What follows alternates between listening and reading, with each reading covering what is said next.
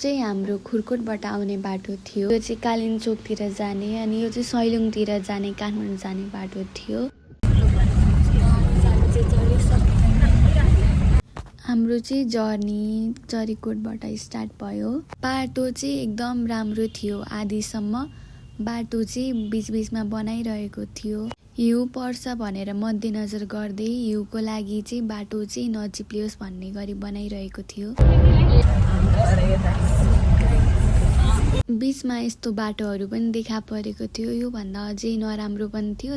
Video चाहिँ गरिनँ मैले। गणेश थाहा छैन हो गणेश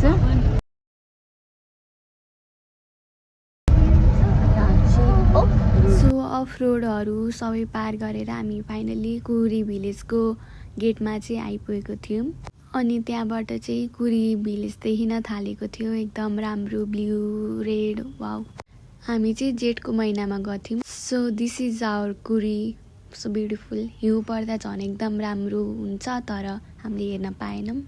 त्यही पनि एकदम राम्रो थियो। हामी चाहिँ कुरी भिलेज जस्तो हेर्न बसिरहेछौँ। हिउँ पर्ने बेला झन् सबै यहाँ कुरी प्याक भएर मानिसहरू चाहिँ जरीकोट नै जानुहुने रहेछ। मन्दिर जानु अघिल्लो दिन चाहिँ पानी परेर यो बेला चाहिँ अलिकति खुलेको थियो हिमाल चाहिँ।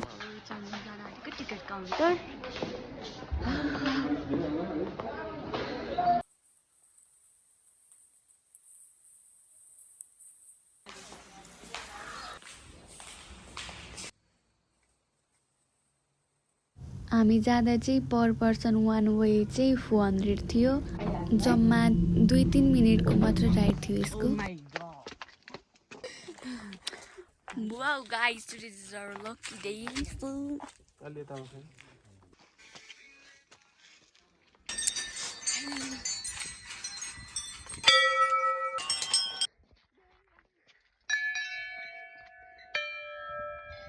माइक्रोफोबिया हुने मान्छेलाई चाहिँ योभन्दा अगाडिको त्यो जुन सिडी छ नि त्यो चाहिँ एकदम डर लागेको थियो।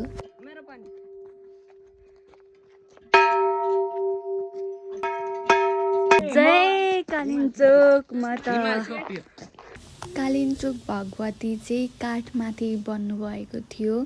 मुक्तिनाथ भन्दा पनि अझै हाइएस्ट एल्टिट्युडमा रहेछ यो मन्दिर चाहिँ। हामी मलमासमा जाँदाखेरि भएर भिड थिएन यो बेला चाहिँ मन्दिरमा। एकदम घाम लागेर खुल्ला देखिएको थियो। एकदम राम्रो। यहाँको पानी घर पनि लग्न मिल्ने रहेछ। त्यही भएर हामीले पनि ल्याएको थियौँ।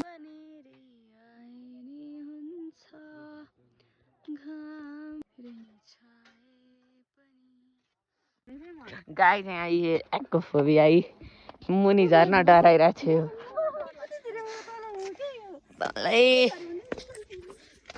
अर्को उहाँनेरि चाहिँ सुस्मा एक्कोफोबिया के लाग्यो कि थच्चके भगवान।